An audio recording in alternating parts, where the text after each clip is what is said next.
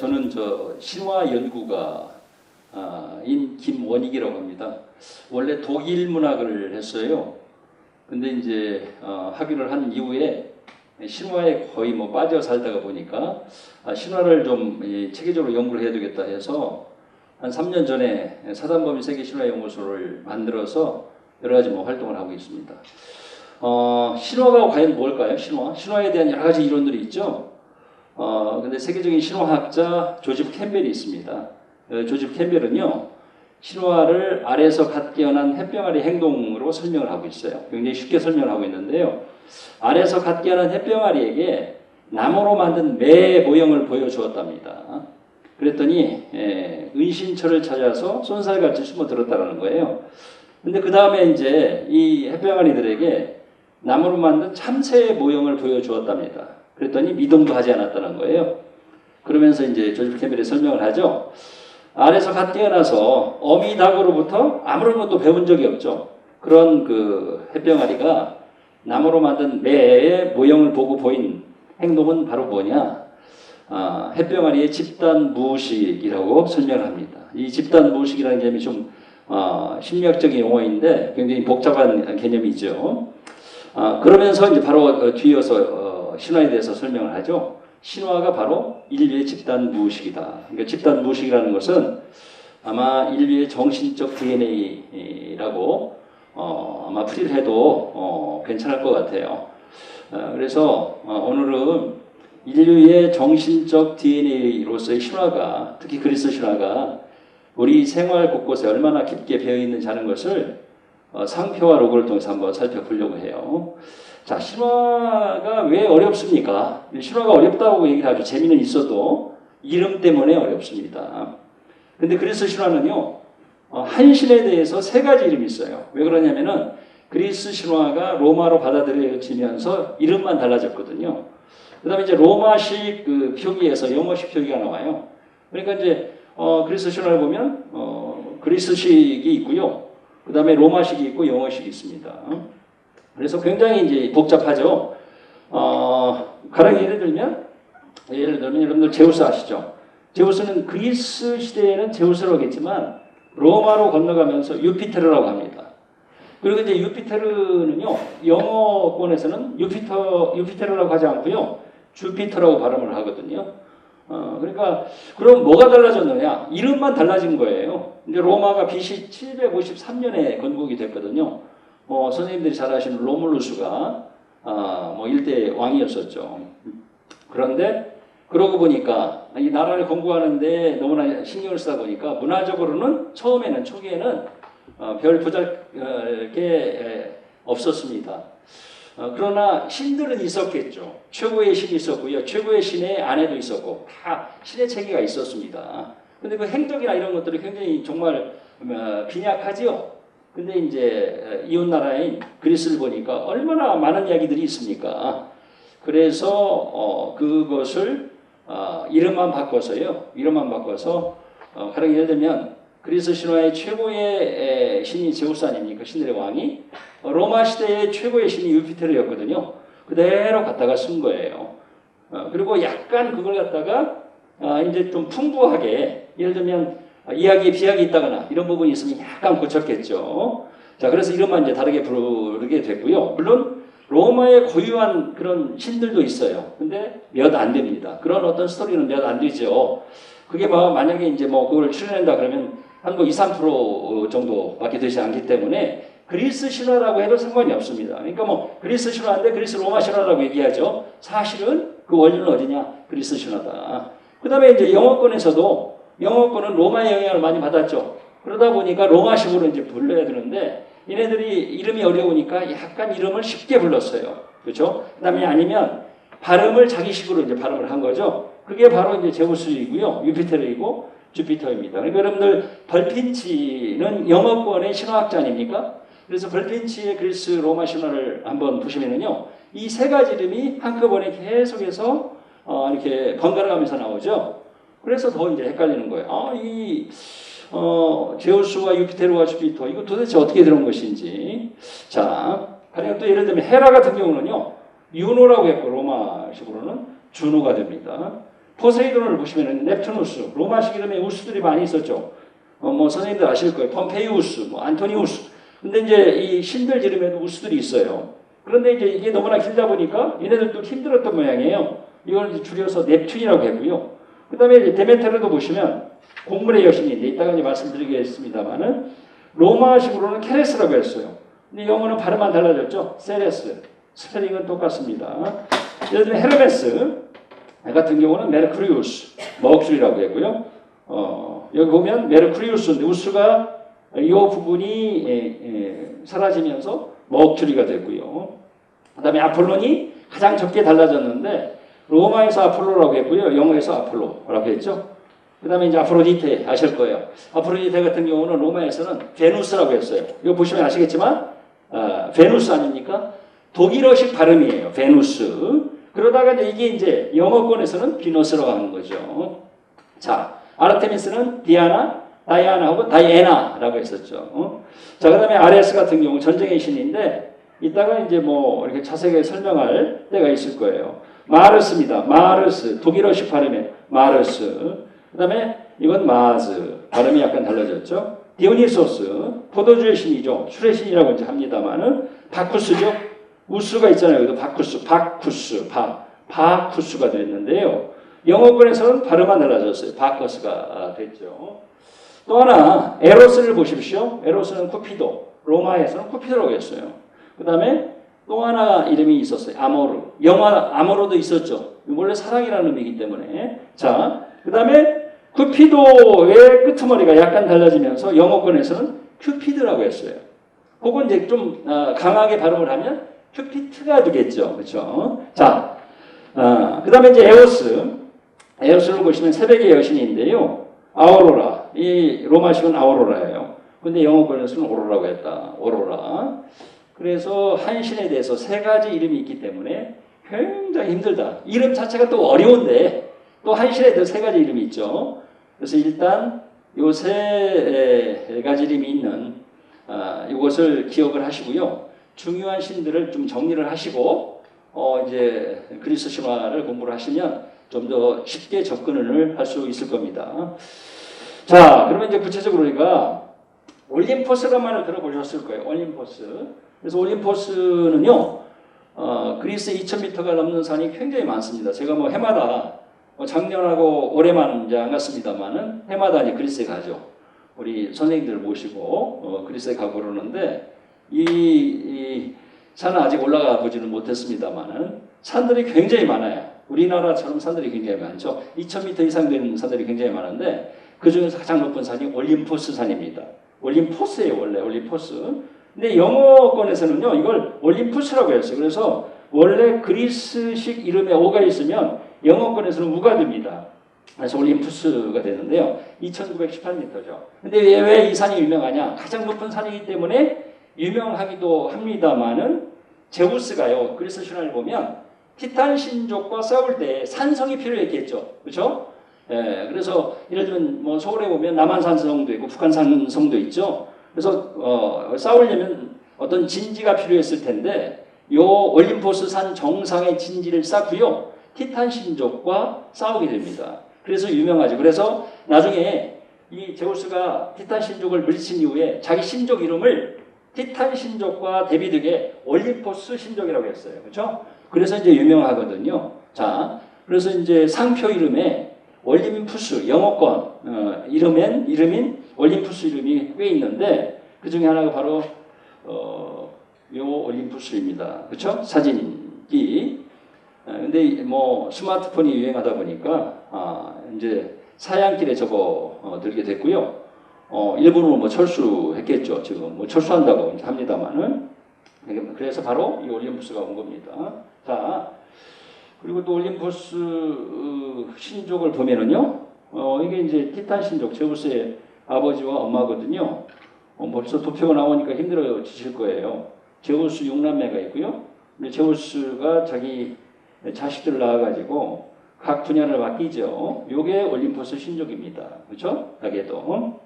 자, 그 다음에 이런 어떤 동상이 있는데 이게 이제 니케상입니다. 니케 여신상이라고 그러죠. 니케를 보면 영어로 읽으면 어떻게 되겠습니까? 니케는 영어로 한번 읽어보세요. Nike 뭐가 될까요? 나이키가 되는 거죠. 나이키. 근데 이제 그리스어로는 니케라고 했고요.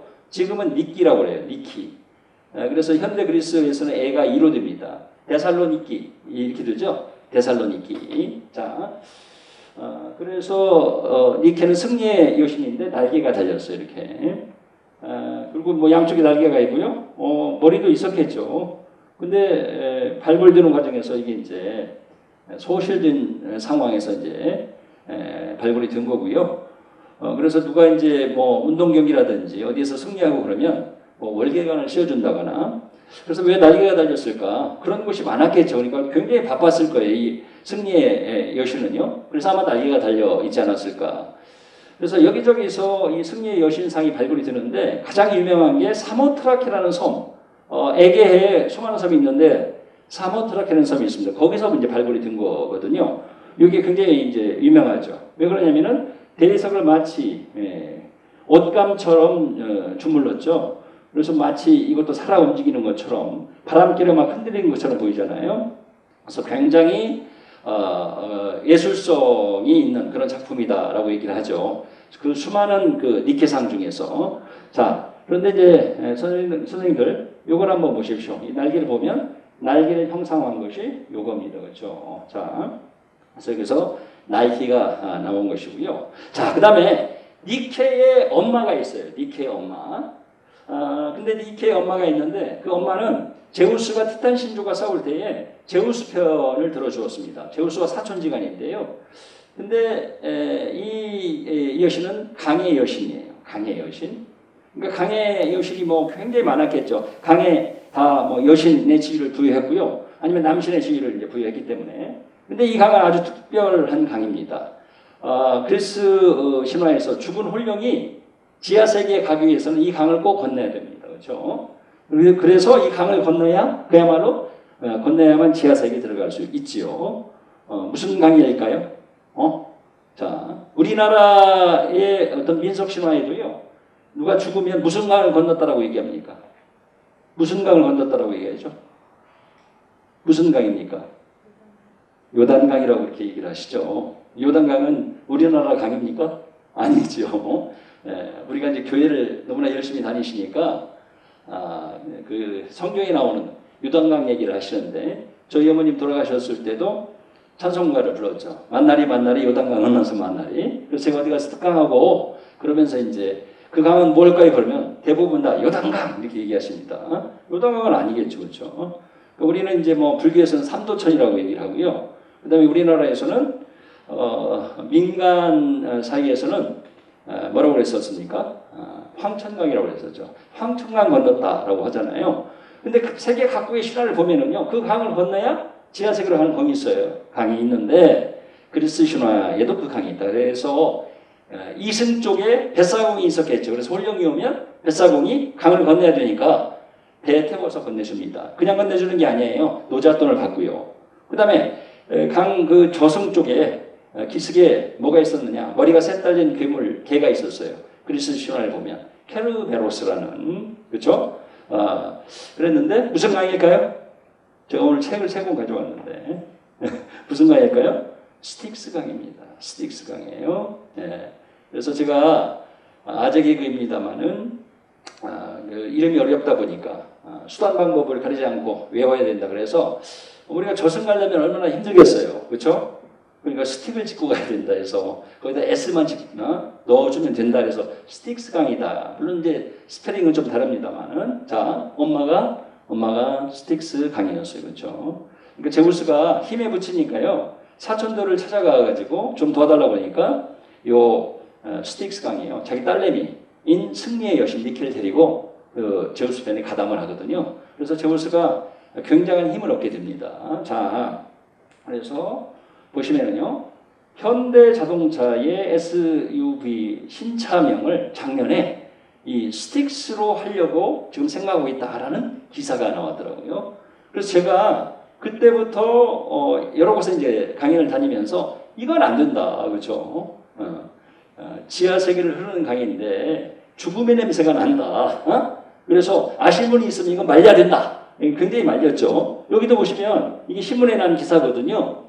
보세요. 스틱스 유력했는데 뭐 제 얘기가 통해서 그랬는지 모르겠습니다만은 포기했죠. 단념했습니다. 그래서 스틱스라는 이름을 짓지 않기로 해가지고 다른 이름을 선택을 했죠. 스틱스. 물론 뭐 아직 이렇게 나오지 않은 상황에서 이렇게 홍보를 하다 보니까 이런 어떤 사진을 찍었겠지만 이 사진도 검은색이 많고요. 죽음의 냄새가 나요. 그렇죠? 그래서 누가 타겠습니까? 스틱스가 저승을 흐르는 강이다 그러면은 자 이렇게 됐고요. 자 그리스 신들은요 포도주도 마셨습니다만은 특별하게 먹는 음식이 있었어요.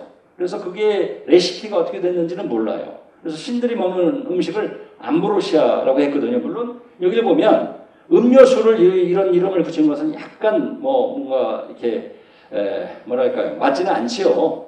음료수인데 음식 신들의 음식 이름을 갖다가 음료수 이름으로 썼기 때문에 그래서 암브로시아라는 허브 음료가 있는데 이건 외국에서 수입을 해온 것이죠. 그래서 굉장히 비쌉니다. 드실 생각 마셔야 돼요. 그렇죠? 이게 뭐 초기에 8만 원 이상 가고 뭐 그랬었는데 지금은 얼마 갈지 모르겠어요. 허브 음료라고 얘기를 합니다만은 자 이름을 근사하게 붙이지 않았습니까? 신들이 먹는 음식을 먹는 것과 똑같다라는 어떤 그런 어떤 인상을 풍겨주기 위해서 이런 이름을 붙인 거겠죠. 자, 그다음에 암바사 같은 경우도요. 이 암브로시아에서 나온 것이죠. 너무나 길다 보니까 이걸 세 글자로 딱 이렇게 줄인 겁니다. 그렇죠? 우리는 세 글자 이상 넘어가면 힘들잖아요. 우리 이름이 뭐 세 글자 아닙니까? 그러다 보니까 이제 약간 비틀어서 세 글자로 만든 것이고요. 자, 그렇다면 그리스 신화에서 신들이 마시는 음료수가 있어요. 음료수를 뭐라고 했을까요? 넥타르라고 했습니다. 넥타르. 그렇죠? 선생님 제가 책 한 권 이따 드릴게요. 자, 그래서 넥타르. 제가 대학교에서도 이제 그리스 로마 신화 강의를 하는데요. 시험을 봐야 되잖아요. 중간고사도 보고 뭐 기말고사도 보고 그래야 되는데 처음에는 이 서술형 문제를 많이 냈습니다. 그러다 보니까 채점할 때 되면 너무나 힘들었어요. 그렇죠? 내가 이렇게 가르쳤나 하고 저는 뭐 쓰지를 못하니까 그래서 학생들에게 이제 희망을 주기 위해서 단답식 문제를 많이 했는데 그 중에 단골 손님처럼 들어갔던 그런 문제가 저문문제였습니다. 자, 신들이 먹는 음식은 암브로시아다. 그렇다면 신들이 마시는 음료수는 그러면 이제 넥타르가 나와야 되겠죠. 넥타라고 해도 이제 맞게 해줍니다만은 영어식은 넥타죠. 근데 넥타르가 원래 올바른 발음이죠. 근데 이제 우리 학생들은 그것도 이제 못 쓰는 학생이 있어가지고 뭐라고 답을 했느냐? 삼다수 이렇게 쓰는 뭐 학생들도 있었어요. 그리고 제가 삼다수를 몇 등 들고 이렇게 오거든요. 뭐 2시간 계속해서 이제 강의를 해야 되기 때문에 그리고 가르쳐 놓고 뭐라고 했느냐? 선생님이 가장 잘 마시는 하고 가로를 쳐놨죠. 그러면 점수를 줄까 봐서. 자, 그래서 한때 복숭아 넥타라는 이런 것도 있었죠. 자, 그 다음에 이제 보시면은요, 헤라가 있죠. 헤라. 그래서 헤라는 요조 숙녀로 알려져 있고요. 물론 질투의 화신으로 굉장히 폄하되고 있습니다만은 제우스를 너무나 사랑했기 때문에 질투를 하게 된 거고요. 제우스가 너무나 한눈 팔기 때문에 그런 것이지 굉장히 긍정적인 측면이 많아요. 한 번도 이 한눈을 팔지 않았던 굉장히 정숙한 그래서 가정의 여신이었고요. 결혼의 여신이었었죠. 자, 그래서 헤라를 로마 시대에는 뭐라고 불렀을까요? 아까 언뜻 보셨습니다만은 유노라고 했어요. 유노. 근데 영어로는 어떻게 합니까? 발음만 달라졌죠. 주노라고 했습니다. 그렇죠? 주노. 자, 그런데 자, 제우스 헤라가 초기는 이렇게 굉장히 뭐 행복했다라고 얘기합니다만, 자, 있고요. 여기 보시면 제우스의 새는요, 독수리입니다. 헤라에서는 뭐예요? 이게 뭘까요? 헤라의 새. 공작새입니다. 그래서 그래서 신들을 이렇게 상징하는 새들이 내지는 동물들이 하나씩 있습니다. 그래서 제우스는 독수리, 그다음에 헤라는 공작새, 아폴로는 까마귀, 그다음에 이제 포세이돈은 말, 뭐 이렇게 하나씩 있죠. 자, 있는데요. 하여튼 즐거웠었을 때 신혼 시절을 그려놓은 것이고요. 그래서 이제 여기서 나온 게 이제 헤라 화장품이고요. 자, 그다음에 또 하나 준노 헤어가 있어요. 자, 원래 준호입니다. 준호인데요. 우리식 이름 철수나 뭐 아니면 뭐 우리식의 어떤 다정한 이름을 연상시키기 위해서 원래 준호인데 준오라고 했다는 거예요. 준오라고. 그래서 이런 어떤 헤어샵 체인점을 만든 것이죠. 저는 이걸 보고요, 야 기가 막히다 그랬죠. 왜 그러냐면은 저는 어렸을 때는 이발소나 미용실에 가본 적이 없어요. 누가 머리를 깎아줬습니까? 엄마가 다 깎아줬죠. 보재기로 딱 이렇게 목을 이렇게 두른 다음에 이렇게 엄마가 다 깎아줬는데, 그래서 야 기가 막힌 상표다. 그래서 엄마의 그 마음으로, 엄마의 그 정성으로 고객들을 이렇게 뭐 위해서 이렇게 봉사를 해야 되겠구나 이런 어떤 마음으로 했겠지 하고 여기에 그 홈페이지에 들어가 봤어요.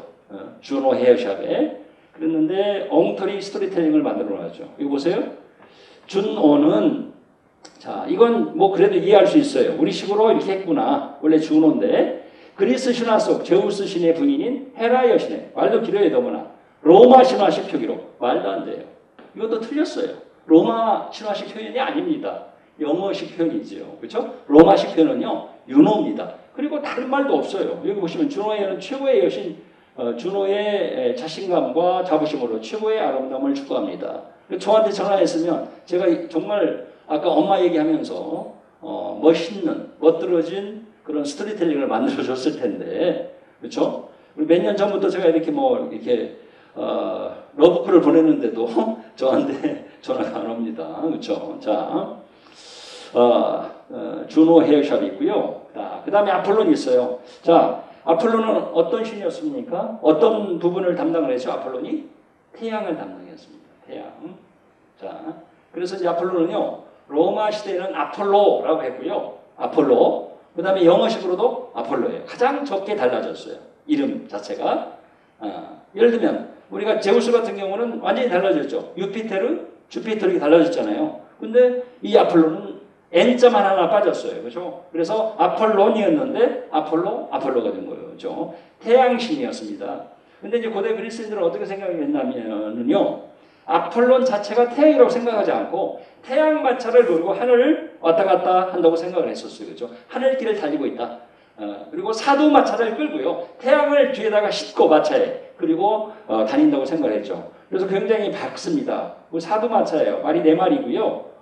얘가 나타나면 이게 태양이기 때문에 밝겠죠. 근데 얘보다 먼저 나타나는 게 에오스, 새벽의 여신이에요. 그래서 얘 앞에 새벽의 여신이 있는 경우가 있죠. 얘가 아마 새벽의 여신일 겁니다.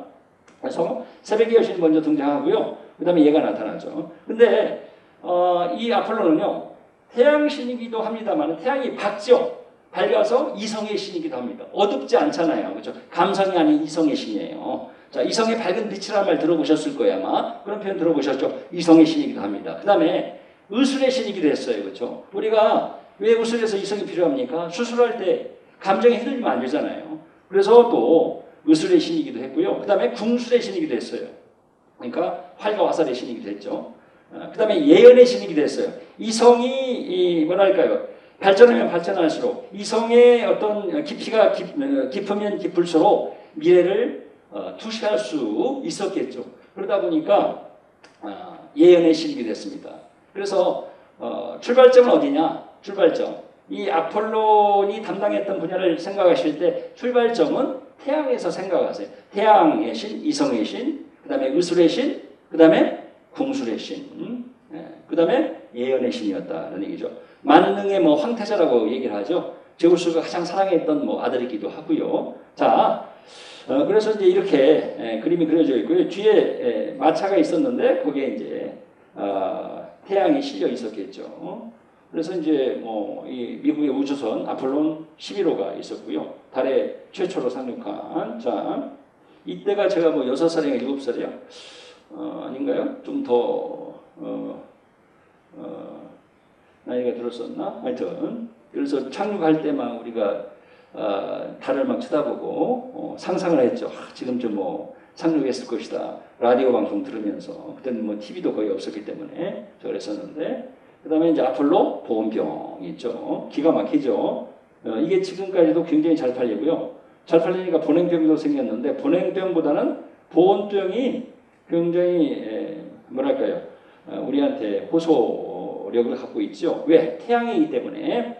그 다음에 이게 아폴론의 모습입니다. 월계관 쓰고 있고요. 그래서 아폴로, 영어식 표현을 쓴 거예요. 자, 그래서 아폴로 보온병이고요. 절대로 식지 않겠죠. 태양과 같이 다니니까 절대로 식지 않겠고요. 그 다음에 이제 이 아폴로 불량식품이 있었는데 이건 아무리 생각해도 왜 저런 이름을 붙였을까? 아무리 생각을 해도 잘 생각나지 않죠. 왜 그랬을까? 근데 이제 제가 곰곰이 생각을 또 해보니까요. 아마 물타기를 하지 않았을까.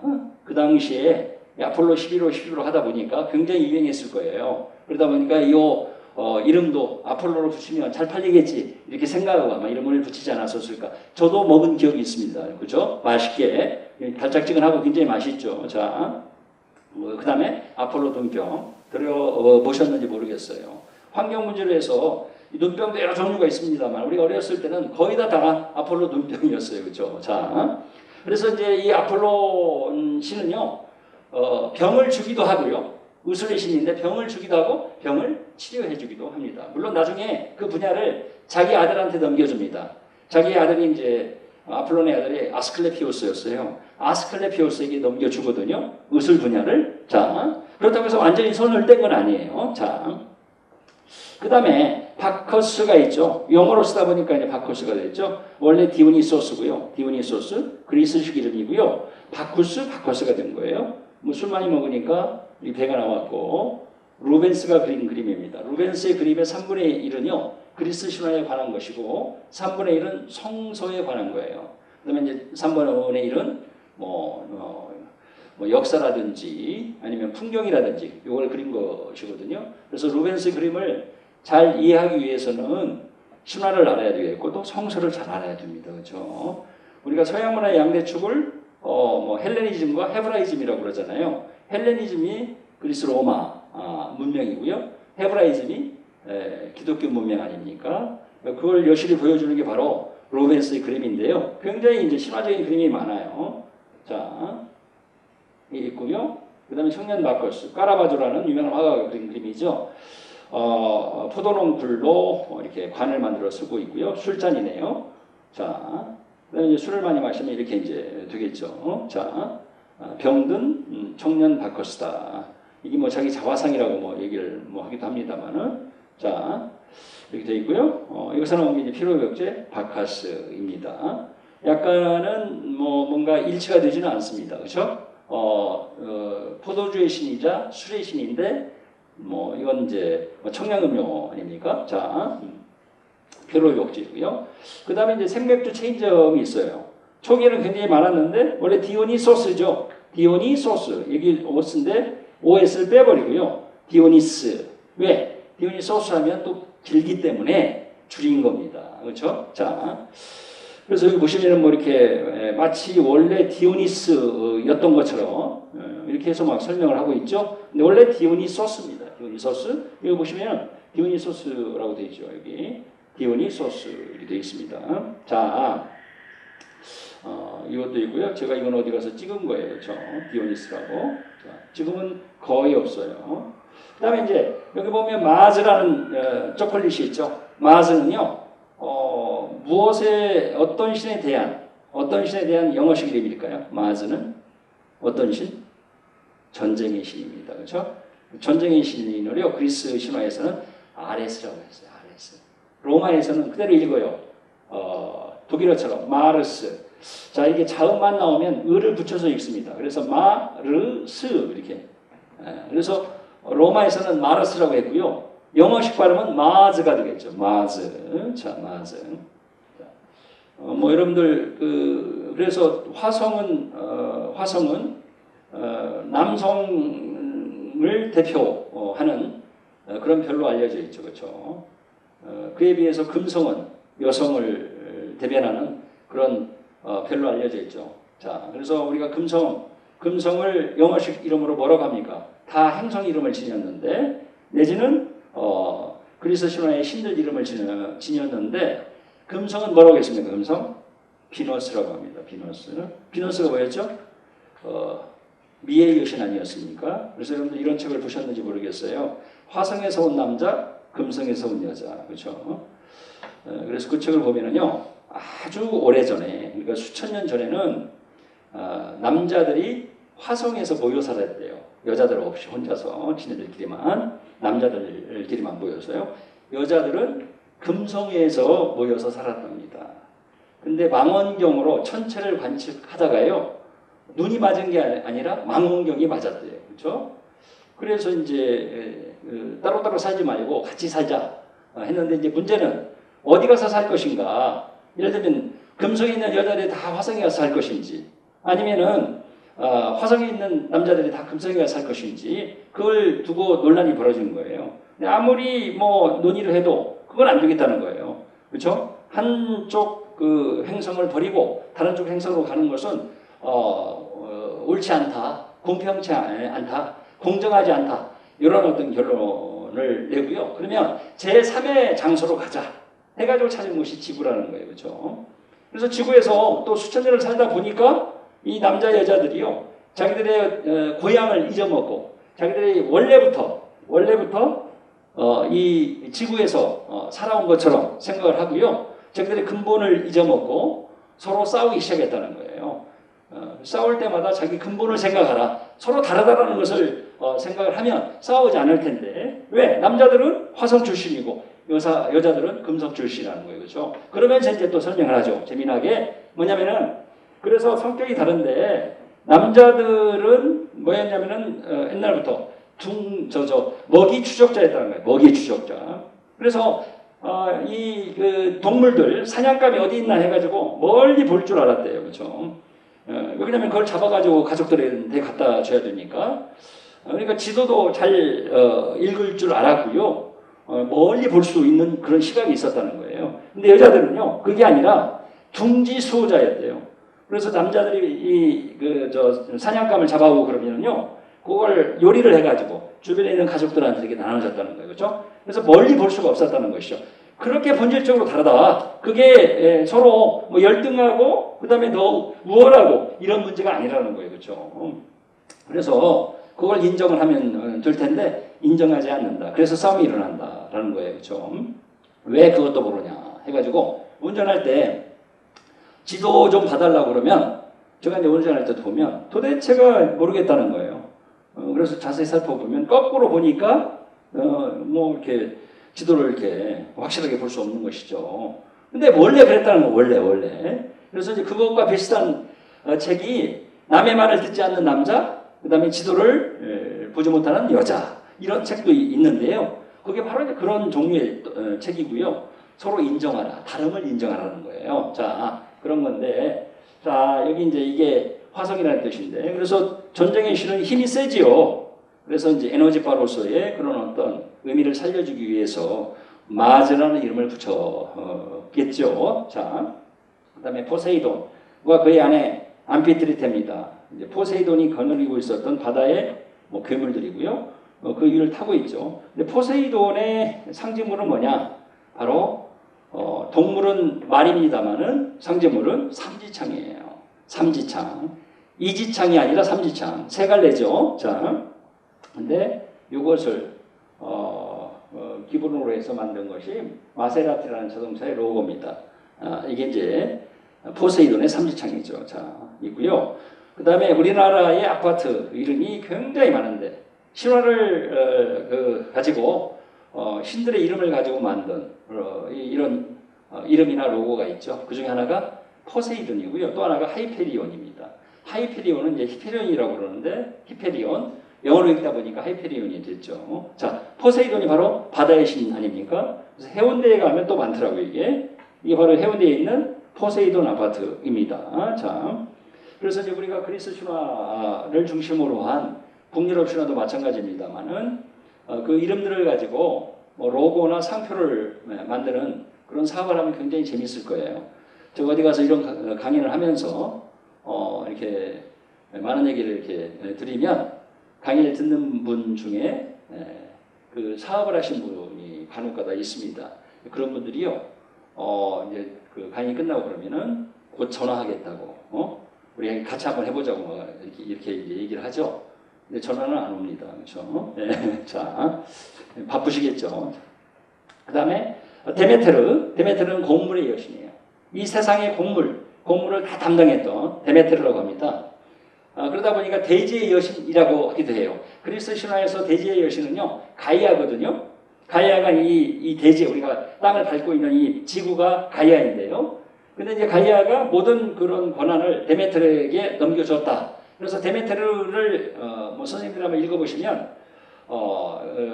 신화책에서 읽어보시면 대지의 여신이라고도 합니다만 원래 곡물의 여신이에요. 자, 그래서 여기 보시면 이삭으로 되어 있는 다발을 들고 있고요. 이삭으로 되어 있는 이렇게 관을 쓰고 있고, 또 여기도 마찬가지로 이삭으로 되어 있는 꽃다발이 또 이렇게 있어요. 횃불을 들고 있고요. 이 횃불은 뭐냐? 얘의 딸이 페르세포네이거든요. 근데 페르세포네가 하데스한테 납치당합니다. 지하세계 왕이었던 하데스에게. 집에 안 돌아오죠.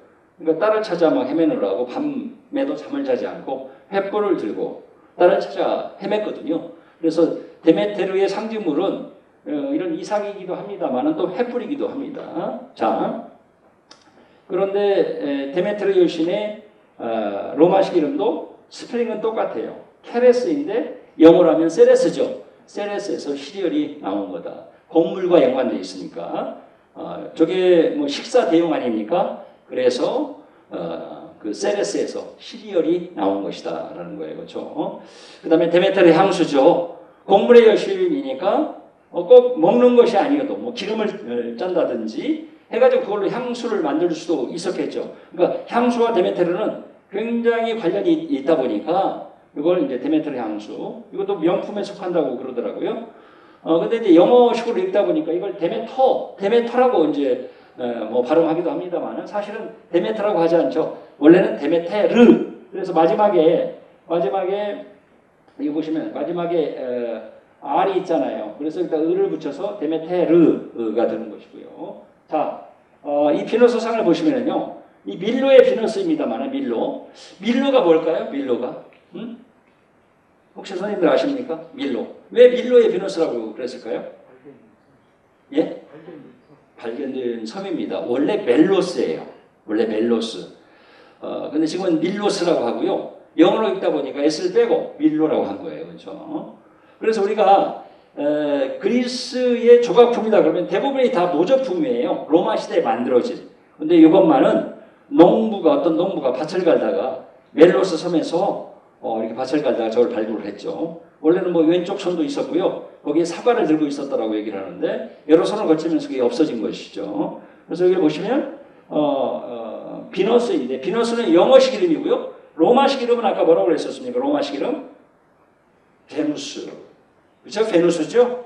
스펠링은 달라지지 않고 발음만 달라진 거고요. 자, 그러면 그리스 신화에서는 베누스를 뭐라고 했습니까? 베누스를 앞으로 디테라고 했어요. 너무 실망하지 마시고요. 생각 안 나도 괜찮습니다. 뭐 그렇죠?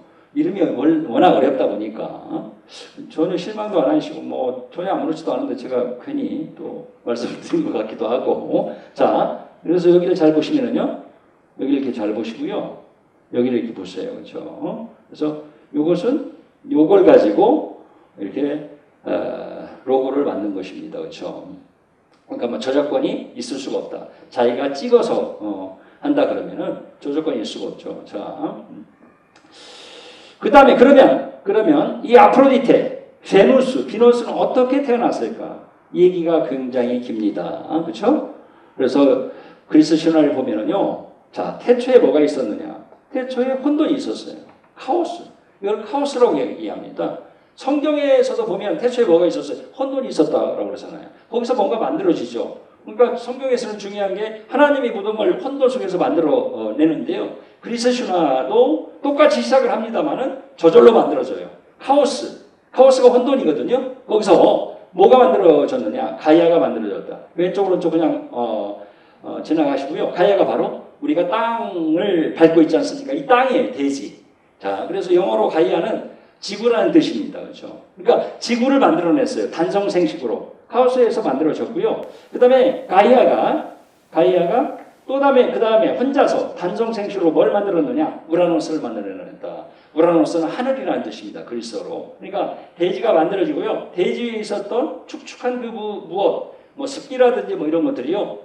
한참 뭐 이 대지 위에 있다가 굳어지면서 이쪽으로 올라가서 뭐 하늘이 됐다. 이렇게 상상할 수도 뭐 있겠고요. 하여튼 가이아가 단성생식으로 혼자서 누가 짝을 이뤄서 만든 게 아니에요. 혼자서 하늘을 만들어냈다는 것이죠. 그래서 여러분들 대지의 여신이라는 말을 들어보셨을 거예요. 어떤 시라든지 이런 데 보면 오 대지의 여신이요. 뭐 이런 어떤 표현도 들어보셨죠. 그래서 가이아는 여신이고요. 우라노스는 뭐냐? 남신입니다. 그러니까 아들이죠. 가이아와 우라노스의 관계는 모자지간입니다. 그런데 어느 정도 시간이 흐르니까 우라노스하고요 가이아가 결혼합니다. 도대체 이해할 수가 없죠. 엄마와 아들이 결혼하죠. 근데 저는 또 이걸 어떻게 이해를 했느냐? 제가 어렸을 때 동네에 나가면은요 동네 어르신들이 저한테 물어봤어요. 너 크면 누구와 결혼할래? 그러면 그때 제가 항상 했던 대답이 우리 엄마와 할 거예요. 뭐 그랬었거든요. 그래서 이제 그렇게 저는 이렇게 넘어갔습니다만은 물론 뭐 신화학적으로 여러 가지 해석이 가능할 거예요. 어쨌든지 간에 우라노스와 가이아가 이때부터 짝이 돼요. 짝이 돼가지고 자식들을 낳기 시작하죠. 첫 번째 낳았던 자식들이요. 티탄 12신이에요. 이 12명의 자식을 낳았는데 그걸 총칭하는 이름이 티탄이에요. 영어로 하면 타이탄이죠. 총칭한 이름이 6남 6녀입니다. 그리고 몸집이 너무나 컸어요. 그렇죠? 그래서 타이탄이라고 하는 얘기죠. 타이탄이 거인이라는 뜻 아닙니까? 티탄, 타이탄이요. 그러니까 이제 12명이나 됐고요. 자식들이 너무나 크죠. 그러니까 이 우라노스가 보기에 아버지가 보기에 굉장히 위협을 느꼈던 모양이에요. 태어나니까. 위협을 느껴서 어떻게 했느냐?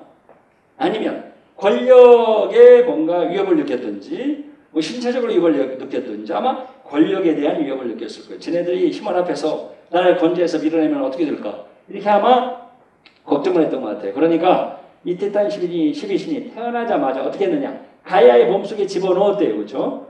그 가이아의 몸속에 가장 깊은 곳이 어디냐? 타르타로스입니다. 그러니까 가이아와 타르타로스는요 같은 개념이에요. 이건 지하 세계라고 보시면 되겠고 가이아입니다. 여기에 집어넣었다는 거예요.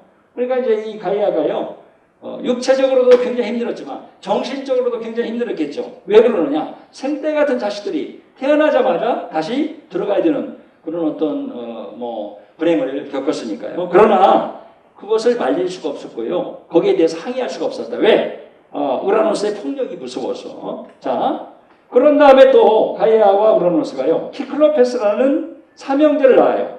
걔네들의 이름을 보니까 우리말로 번역하니까요. 번개와 벼락이와 천둥이에요. 이걸 총칭한 이름이 키클로페스입니다. 키클로페스는 원이라는 뜻인데요. 얘네들은 몸집도 컸는데요. 번개, 벼락, 천둥이에요. 그 자체가. 그 다음에 눈이 하나밖에 없었어요. 원처럼. 어디에? 이 이마에 눈이 하나밖에 없었죠. 그러니까 이제 흉측하죠. 보기도 흉측하고요. 그 다음에 얘네들이 번개와 벼락과 천둥을 마음대로 이렇게 휘두를 수 있었기 때문에 얼마나 또 위협을 느꼈겠습니까? 그래서 그 우라노스가요, 가이아의 몸속에 얘네들도 집어넣게 됩니다. 그러니까 가이아가요, 고통이 이루 말할 수가 없었겠죠. 더욱 배가 됐다라고 이제 표현을 합니다만은, 그런 다음에 또 자식을 낳아요. 헤카톤 케이레스예요. 헤카톤베라는 말이 있는데 그리스어로 100이라는 숫자입니다. 그런데 왜 헤카톤 케이레스냐? 백수 거인이에요. 손이 양쪽으로 50개씩 해가지고 손이 100개씩입니다. 그리고 목이 50개씩 돋아났어요. 그러니까 갈수록 흉측해지죠. 얘네들도 이름이 각각 있어요. 그러니까 백수라는 것은 100개의 손을 가졌다. 그래서 백수 거인이죠. 자, 총칭한 이름. 그래서 각각 그 형제 이름은 있습니다만은 굉장히 길기 때문에 그냥 이름은 기억하지 않으시는 게 좋겠고요. 자, 그래서 헤카톤 케이레스. 얘네들도 이제 태어나니까 또 무서웠겠죠. 누가? 우라노스가 권력에 대한 욕심 때문에 자식들까지 이제 무서워하게 되는. 그래서 얘네들도 타르타로스, 가이아의 몸속 가장 깊은 곳에 집어넣었다. 그러니까 가이아가 이제는 도저히 못 참겠다. 그렇죠? 내가 2번은 참아도 3번은 못 참겠다 해가지고요. 어떻게 하면 내 자식들을 구해낼 수 있을까 고민하다가 어느 날 우라노스가 외출한 사이에, 제 버전입니다. 외출한 사이에요. 자기 몸속에 다 있었을 거 아니에요. 자식들이. 자기 자식들, 특히 티탄 12신을 향해서 하소연을 했어요. 야, 니네 아빠가 나한테 이런 폭력을 휘두르는데 나를 도와줄 자식이 이렇게 한 명도 없냐? 그러니까 이제 첫째부터 11번째 자식까지는요. 아버지 우라노스가 무서워서 뒷걸음질 치는 거예요. 손살을 치면서요. 근데 막내였던 크로노스가요. 선뜻 앞으로 나서면서 엄마 제가 어떻게 해드리면 됩니까? 했더니 엄마가 이렇게 거사 날짜까지 다 알려주고 방법까지 다 알려주고요. 그때 네가 와서 이렇게 해주면 된다 하고 다 방법을 다 알려줬죠. 자, 그러니까 막내 자식 이름만 기억하시면 되겠네요. 티탄 12신 중에서 이게 바로 이제 제우스의 아버지가 되는데 아까 나왔었죠. 크로노스입니다. 사투르노스고요. 로마식으로 얘기하면 영어로 하면 세턴입니다. 제우스의 아버지죠. 막내예요. 예로부터 막내와 엄마는 친했어요. 지금은 뭐 막내의 개념이 없어졌죠. 왜? 거의 없어졌죠. 한두 명밖에 낳지 않기 때문에. 그러나 3명만 돼도 하여튼 그 막내가 있다 그러면 막내와 엄마는 약간 친합니다. 다른 형제보다. 저도 막내예요. 저도 막내. 그러다 보니까 엄마와 친하다 보니까 형이나 누나들에게 많이 미움을 받았죠. 우리가 자라날 때. 왜? 자기들의 비리를 엄마가 다 알아요. 그러면 제가 이런 줄 알아요. 막내들이. 그래서 이제 평소에 가만히 있다가 엄마가 이제 안 계시고 그러면 불러가지고 네가 일렀지 하면서 저도 몇 번 맞았던 기억이 나요. 그렇죠? 자, 엄마와 이 막내는 친했는데 그래서 아마 크로노스가 도와주지 않았었을까. 저는 또 그렇게 해석을 한번 해봤어요. 그렇죠? 자, 그래서 드디어 거사 날짜가 됐죠. 돼가지고 크로노스가 엄마한테 찾아갔더니 엄마 옆에서 아버지 우라노스가 깊이 잠들어 있죠. 뭐 막걸리를 받아가지고 들어가지고 거기다 수미지를 탔든지 간에 깊이 잠들어 있었다 그래요. 그러면서 이제 조용히 하라고 그러면서 들어오라고 하죠. 그러면서 장롱 깊숙이 숨겨놨던 커다란 낫을 건네줍니다. 그리고 눈짓을 하죠.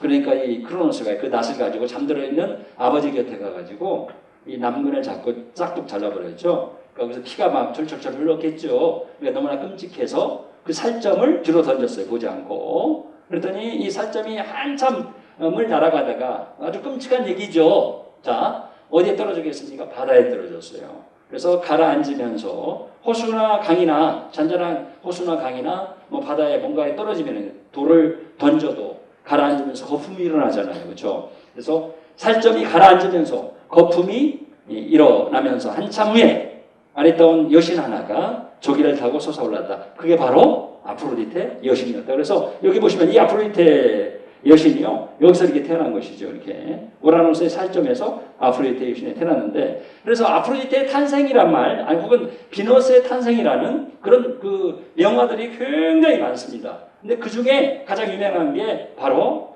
요 그림이죠. 바로 보티첼리의 비너스의 탄생이라는 이 그림입니다. 그래서 요 조기를 타고 태어났죠. 거품이 있고요. 그 다음에 이제 얘는 누구냐? 이걸 배로 생각하시면 가야 되겠죠. 어디 상륙을 해야 될 거 아니에요? 그러니까 이 바람의 신이 불어주는 거예요. 입김으로. 얘는 또 누구냐? 바람의 신의 아내입니다. 혹시 이 바람의 신을 아실까요? 이 바람의 신 이름이 뭘까요? 혹시 아십니까? 우리가 동서남북 해서 동풍의 신, 서풍의 신, 그 다음에 남풍의 신, 북풍의 신이 있습니다. 그리스 신화에 보면. 그렇죠? 네. 좀은 제피루스라는 서풍의 신이에요. 그렇죠? 서풍은 인간에게 굉장히 이로운 일을 많이 합니다. 그렇죠? 뭐 우리나라의 유행가에도 서풍아 불어라 뭐 하는 그런 가사가 들어가 있는 아마 노래도 있을 거예요. 서풍신 제피로스고요. 얘는 누구냐? 제피로스의 아내인 클로리스인데 로마에서는 플로라라고 했어요. 플로라. 플라워가 거기서 나왔는데 꽃의 신이에요.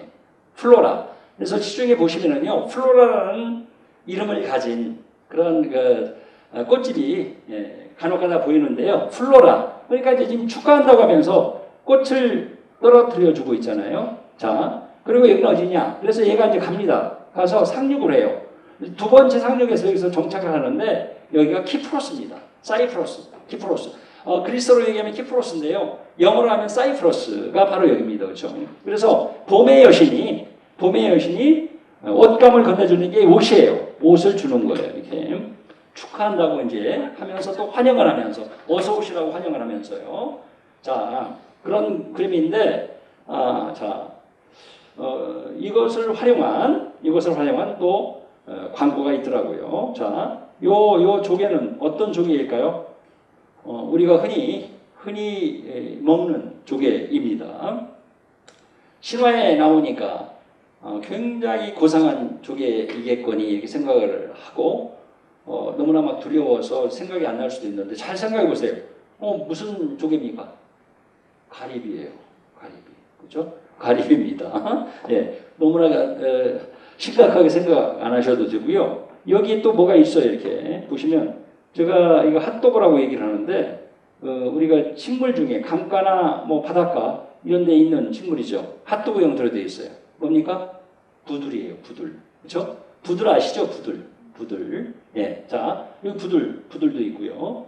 자, 하여튼 그런데 이제 이것을 활용한 어떤 성형외과의 홍보물이 있더라고요. 제가 지하철에서 이거 보고 깜짝 놀랐어요. 그렇죠? 야, 저럴 수가 있나? 저렇게 망칠 수가 있나? 그러나 아이디어는 정말 최고다. 아이디어는. 자, 그리고 이것은요, 요 그림은 여기 보시면 1485년에 그려졌잖아요. 근데 이분이 보티첼리가 뭐 이후에 한 뭐 50년 후에 돌아가셨다 하더라도 4, 90년 동안만 보장이 되는 거기 때문에 지적재산권하고는 아무런 관련이 없죠. 자, 그러나 보기는 안 좋잖아요. 그죠? 저희 성형외과가 아무런 관계가 없습니다. 그죠? 예. 그래서 이제 여기 또 들어가 봤죠. 그랬더니 굉장히 많은 비난을 받았나 봐요. 그래서 지하철에서도 수고를 했고요. 여기 홈페이지도 없습니다. 예전에는 있었어요. 있었죠. 자, 그래서 이렇게 탄생한다는 거예요. 자기 저 병원에서 이렇게 만들어줄 수 있다라는 것이죠. 그렇죠? 자, 그 아프로디테의 탄생에 대한 이야기 굉장히 길었죠. 그러나 굉장히 재밌습니다. 그리고 제우스가 그 이후에 이제 태어나는데요. 그래서 제우스가 어떻게 권력을 잡는지 그걸 딱 잡은 다음에 우리가 그리스 신화를 공부를 해야 됩니다. 그렇죠? 그런데 그러지 않고 그냥 무조건 뭐 제우스가 어떻고 뭐 헤라가 어떻고 이런 것만 배우다 보니까 체계가 안 잡히는 거예요. 그렇죠? 태초에 뭐가 있었고 제우스가 어떻게 해서 신들의 왕이 되는지 아프로디테가 어떻게 태어나고 뭐 이런 얘기를 뭐 해야 되는데요. 자, 에로스가 있죠. 에로스는 여러 가지 설이 있어요. 태초에 태어났다고 하기도 하고요. 아프로디테보다 먼저 또 어떤 그 설에 의하면 주로 이제 그렇게 해석을 하는데 아프로디테의 아들이다라고 알려져 있죠. 하여튼 그런데 자, 여기 보면 에로스라는 이름이 있는데 여기 승리자라고 했죠. 그렇죠? 그리고 이제 에로스는요. 날개가 달렸고요. 활과 화살을 들고 다닙니다. 근데 화살을 두 종류를 들고 다녀요. 하나는 납화살, 하나는 황금화살입니다. 그래서 마음대로 돌아다니면서 11치 마음 내키는 대로 날아다니면서 마음 내키는 대로 화살을 날리죠. 어떤 경우는 납화살을 쏘기도 하고 어떤 경우는 황금화살을 쏘기도 합니다. 그런데 황금화살을 맞으면은 그것을 맞는 순간 처음 보는 이성에게 불같은 사랑을 느낍니다. 근데 납화살을 맞으면 그것을 맞는 순간 처음 보는 이성에게 정말 뭐 형용할 수 없는 그런 증오심을 갖게 돼요. 그래서 모든 사랑들이요, 요 에로스의 장난 때문에 이루어졌다라고 얘기하죠. 자, 왜 날개를 갖고 있을까요? 사랑은요, 움직이는 겁니다. 그렇죠? 그래서 아마 날개를 사랑의 신이 하고 있지 않을까, 어깨축지에. 자, 동의를 안 해 주시네요. 그렇죠? 자, 그래서 이제 그런데 왜 승리자라는 이름을 붙였을까요? 승리자. 굉장한 의미가 들어가 있고요. 그림을 잘 보세요. 까라바조인데 여기도. 자, 사랑 앞에 이길 자는 아무도 없다. 사랑을 이길 자는 아무도 없다는 거예요. 그래서 이걸 밑에 보시면은요, 악기도 있죠. 여기 왕관도 있어요. 갑옷도 있어요. 여기. 이런 거 다 소용없다는 거예요. 그렇죠? 사랑 앞에 이렇게 뭔가 이길 자는 아무도 없다라는 것을 보여주는 거예요. 그렇죠? 그래서 뭐 부모가 아무리 반대를 해도 지금은 자식들이 하자는 대로 하잖아요. 그렇죠? 대부분 다. 그래서 야, 우리가 졌다. 그래, 결혼해. 하고 뭐 그러지 않습니까? 그런 의미이기도 하고요. 여러 가지 뭐 의미가 들어가 있죠. 그보다 더한 의미, 사랑을 절대화시키는 그런 의미가 이 안에 들어가 있습니다만. 자, 여기도 보시면은요, 얼마나 여기 이렇게 얄밉게 생겼어요. 그렇죠? 장난꾸러기처럼 생겼고요. 자, 황금화살을 들고 있네요. 저도 저의 아내와 결혼을 하게 된 것도 황금화살을 맞아서 아마 결혼을 하지 않았을까라는 생각이 들고요. 자, 그래서 이제 보면 큐피드의 화살이다. 큐피드의 화살. 이건 뭐냐? 어떤 분들은 큐피트라고 이제 강하게 발음하기도 합니다만은 사랑에 빠졌다라는 사랑에. 근데 이때는 황금 화살을 맞았다라고 대부분 뭐 생각을 하죠. 근데 납화살도 들고 다녔다라는 거, 그걸 뭐 여러분들이 기억을 하시고요. 자, 에로스의 로마식 이름은 뭐였습니까? 에로스는요 그리스식 이름이었고 로마식 이름은 두 개가 있었죠. 하나 뭐가 있었습니까? 쿠피도. 또 하나 아모르. 로마 시대에 두 가지 이름이 있었다. 아모르와 쿠피도. 쿠피도에서 오가 빠지고요. 큐피드가 된 거예요. 그렇죠? 자, 그 다음에 이제 의술의 신 아스클레피오스 있죠. 아스클레피오스는 누구의 아들이었습니까? 의술의 신이니까 아폴론의 아들이었어요. 아폴론. 아시죠? 아까 아폴론이 태양의 신이었고요. 자, 태양에서 출발을 한다 그러면 또 무슨 신이었습니까? 아폴론이 기억하실 거예요. 아폴론이 태양의 신인데 여러 가지 분야를 담당했죠. 자, 태양의 신이었고요. 또 하나 이성의 신이었고 또 하나 의술의 신. 또 하나요? 궁술의 신. 궁술. 그렇죠? 양궁. 궁술의 신. 그때도 이 감정에 휘둘리면 안 되잖아요. 아무리 실력이 좋아도 시합날 감정에 휘둘리면 안 되죠. 관역에서 다 벗어나잖아요. 자, 그 다음에 또 하나 이성의 신이면서 이성의 신에서 이제 더 발전을 해가지고 무슨 예언의 신이었다라는 거예요. 차근차근 뭐 이렇게 나아가시면 될 거예요. 자, 그런데 얘가 태어나니까 얘한테 의술 분야를 떼어줍니다. 물론 자기가 일정 부분 관여를 하고요. 근데 얘가 들고 있는 상징물이었어요. 지팡이 하나가 있고요. 뱀이 한 마리 있어요. 뱀이 한 마리 있습니다. 두 마리가 아니라 한 마리죠. 그래서 고대 그리스에서는요. 뱀이 영원히 산다고 생각을 했답니다. 왜 그러냐면은 일정한 때가 되면 허물을 벗죠. 그러니까 허물을 벗으면 새로운 어떤 삶을 얻는다라고 생각을 했던 거예요. 또 하나, 두 번째 이유는 뭐였느냐. 이 독이 치료에 효과가 있었답니다. 그래서 제가 아스클레피오스 신전으로 유명한 에피다우로스에 봤는데요. 거기 아스클레피오스 신전이 있죠. 근데 지하실에서 뱀을 사육을 했고요. 부조나 이런 걸 보면 뱀을 잡고 독으로 상처를 치료하는 그런 부조들이 있었죠. 그러니까 뱀과 의술은 깊은 연관성이 있었다라는 거예요. 그렇죠? 그리고 한 마리. 그래서 이 한 마리가 이렇게 감고 있었죠. 자, 여기서 나온 것이 바로 우리가 많이 봤죠. TV에서 WHO. 요것의 이 로고를 보시면 가운데 세계 지도가 그려져 있고요. 이거 올리브겠죠. 평화를 상징하는. 그 다음에 여기에 아스클레피오스의 지팡이가 있고 뱀이 한 마리 그려져 있다. 뱀이 한 마리. 그렇죠? 자, 그리고 또 119 구급차의 로고를 보면요. 선생님들은 그냥 뭐 이렇게 보지 않으시고 지나쳐서 그렇지 자세히 보면 이렇게 그려져 있어요. 그렇죠? 있는 경우가 꽤 많습니다. 그리고 이제 그리스에 가보면 간판이 그렇게 크지 않은데 작은 간판이어도 저 로고가 있으면 약국이나 뭐 하여튼 약국이 많고요. 병원과 연관되어 있는 의원이라든지 이런 데도 저런 기호가 그려져 있죠. 그러면 저건 약국 아니면 병원이겠구나 이렇게 생각하시면 됩니다. 그 다음에 대한공중보건의사협회 로고에 아스클레피오스 지팡이를 보면 원래는 이렇게 그렸었어요. 근데 이게 지금 잘못 그린 겁니다. 그렇죠? 잘못 그려가지고 그것을 알아채고요. 나중에 이것을 이렇게 바꾼 거예요.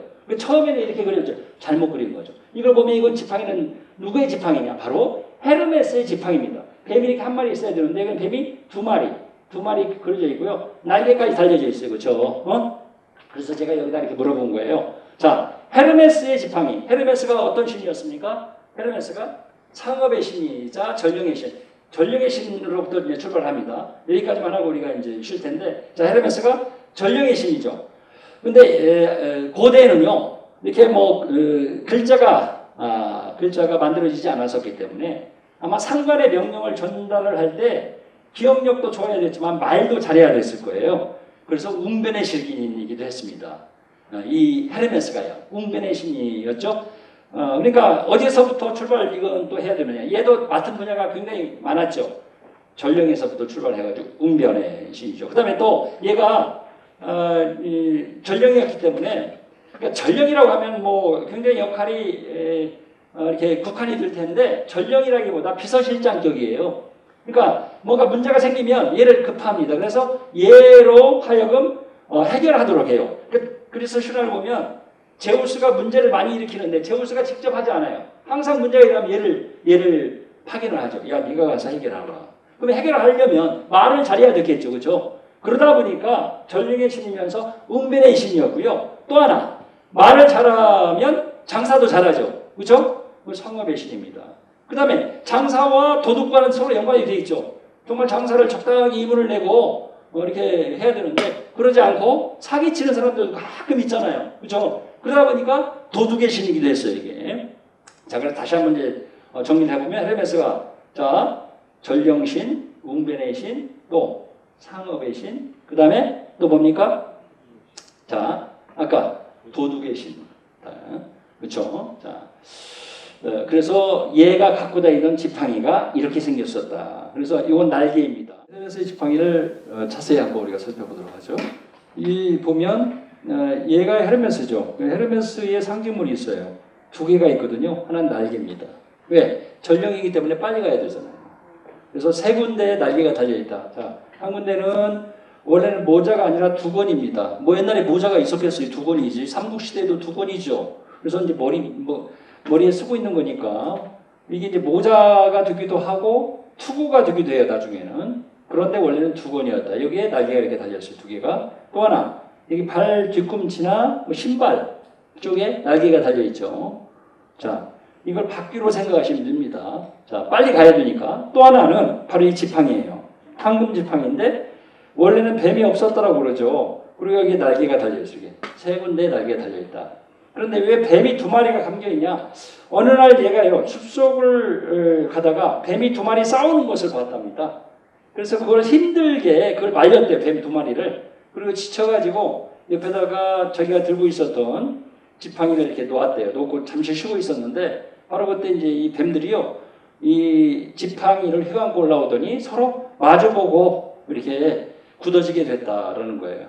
그래서 이제 우리가 아까 제우스가 문제가 일어나고 그러면 제우스가 얘를 꼭 확인을 해서 그 문제를 해결하도록 했다 그러는데 바로 분쟁과 어떤 문제가 있으면 그걸 해결할 수 있는 이 헤르메스의 어떤 속성을 보여주는 그런 이야기이자 상징물이죠. 서로 이질적인 것을 서로 화합시킨다라는 것이죠. 그러니까 헤르메스는요, 이쪽 저쪽 막 왔다 갔다 하잖아요. 예를 들면 하늘에 있는 올림포스 궁전에 살거든요. 고대 그리스인들은요, 올림포스 산 정상에 궁전이 있다라고 생각하지 않고, 신들의 궁전이 있다고 생각하지 않고 그 위쪽 하늘에 있다라고 생각했어요. 그러니까 문제가 생기면 얘는 하늘 궁전에서 제우스가 지상으로 파견하기도 하고요. 그 다음에 지하 세계까지 다녀와요. 비중이 있는 인물이 죽었다 그러면 이 헤르메스가 홀령을 데리고 지하 세계로 가거든요. 그러니까 경계가 없어요. 항상 이쪽 저쪽 여러 곳을 왔다 갔다 하죠. 그래서 헤르메스의 속성이 뭐냐면요, 액체도 아니고 그 다음에 고체도 아닌 수은과 같은 존재다라고 얘기를 하죠. 그래서 이제 보통 우리가 이제 보면 애니어그램이다 그러면 9가지 유형으로 인간의 유형을 구분을 하죠. 우리 그리스 신화에서는 남신과 여신으로 이렇게 인간 유형을 구분을 합니다. 9명 해가지고요. 그러니까 18가지 그 인간의 유형으로 나누어 볼 수 있죠. 헤르메스 유형이 있습니다. 그렇죠? 물에 불탄 듯 술에 술 탄 듯 누구와 절대로 싸우지 않고요. 싸우지 않고 예를 들면 누굽니까? 반기문 총장 같은 그런 인물들.